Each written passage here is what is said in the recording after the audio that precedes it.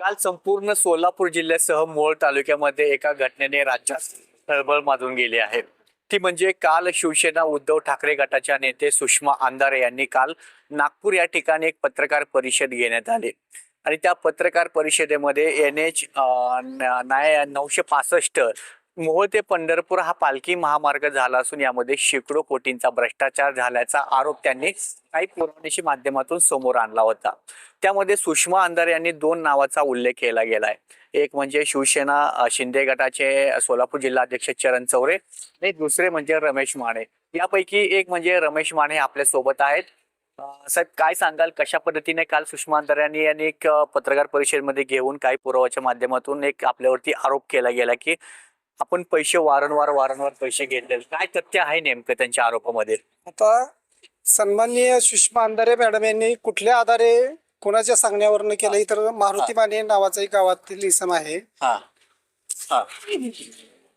त्या माणसाचं एकच काम आहे की गावामध्ये काही घडत असताना तक्रार देणे आणि त्या लोकांना ब्लॅकमेल करणे, पैसे उकळणे. अशा माणसाचं ऐकून एवढ्या मोठ्या राज्याच्या प्रवक्त्या असलेल्या सुषमाताईंनी कुठलाही पुरावा नसताना असा 1400 कोटी 900 कोटीच्या भ्रष्टाचाराचा आरोप केला. एक मोठे आकडे ऐकून आम्ही सुद्धा घाबरलो. हे ज्यांना जमीन नाही त्यांनी देखील मोबदला दिला गेल्याचं देखील त्यांनी सांगितलं गेलंय. आता तर त्यांना पुरावा माहित असेल त्याविषयी मला तर काय माहिती नाही.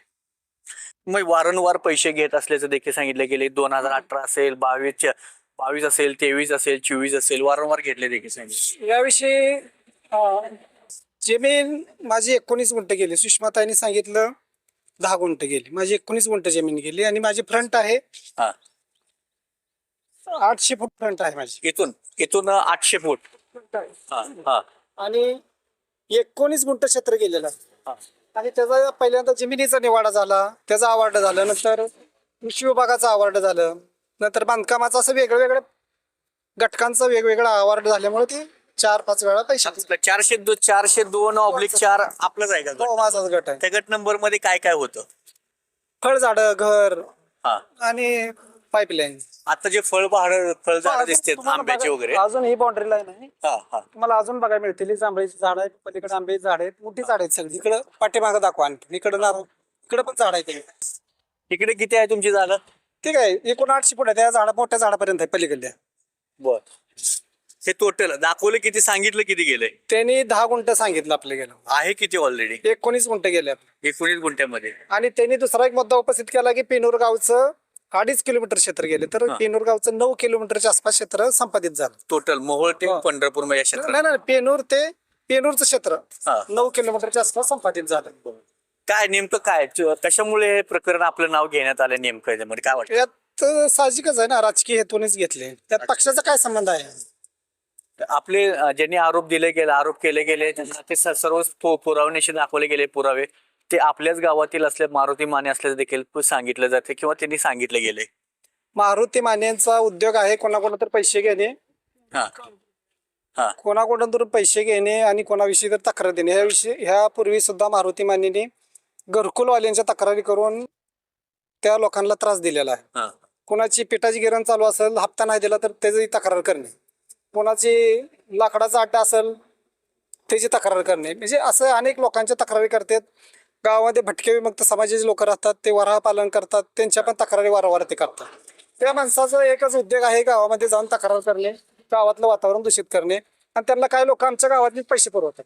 गावातलेच राजकीय तुम्ही असं सरळ घडलं सर्व विषय नाही ना. पाईपलाईन. आणि सुषमाताई म्हणाले की आम्हाला पैसे मिळाले सन्माननीय उद्धव ठाकरे साहेब मुख्यमंत्री असताना, त्यावेळेस ह्या रस्त्याची मंजुरी झाली. तो काळ कधीचा होता? 18 नंतरच्या आसपास त्यांनीच होते ना मुख्यमंत्री. त्यावेळेस त्याच वेळी झालेला. पाईपलाईनचे देखील 9 कोटी रुपये घेतल्याचं देखील त्यांनी सांगितलं गेलं. पेनोर गाव पूर्णपणे उजवा डावा कॅनलवर आधारित बागायत आहे आणि जवळजवळ लांबीच 9 किलोमीटर आहे संपादित गटाची. तर ह्या बाजूला गाव आहे भरपूर, ह्या बाजूला गाव आहे. कोणी स्वतः शेतातनं पाईपलाईन घेऊन देत नाही, त्यामुळे बऱ्याच पॅरलेल पाईपलाईन इथून गेलेली. पण साहजिकच आणि मिळालं पण नाही लोकांना. अजून त्या मारुती मानेने तक्रार केली असेल, त्याचा मोबदला पण मिळाला नाही.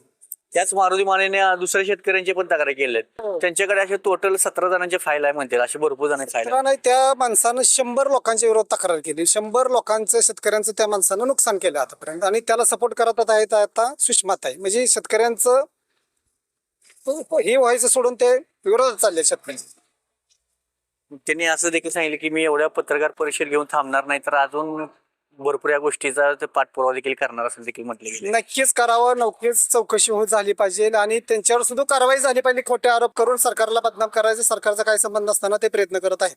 सुषमाताईंनी कुठलीही माहिती न घेता मारुती मानेने सांगितलं म्हणून काल पत्रकार परिषद घेतलेली आहे. माझं क्षेत्र गेले 19 गुंठ, त्यांनी सांगितलं 10 गुंठ गेले. आहे का आपल्याकडे काय 19 गुंठ्याचं काय आहे का सगळे आपल्याकडे? पुरावे आहेत ना माझ्याकडे. 19 गुंठ गेले, सगळे पुरावे आहेत. चिंचू जांबू म्हणजे हे सर्वे कुणी केलेलं आहे? हे सर्वे कसं असतं, ह्याची एक प्रोसेस आहे.